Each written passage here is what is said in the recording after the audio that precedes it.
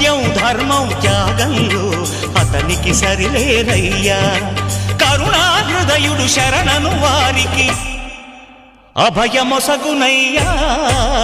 అందరి బంధువయ్యా భద్రాచల రామయ్యా, ఆదుకునే ప్రభువయ్యా అయోధ్య రామయ్యా.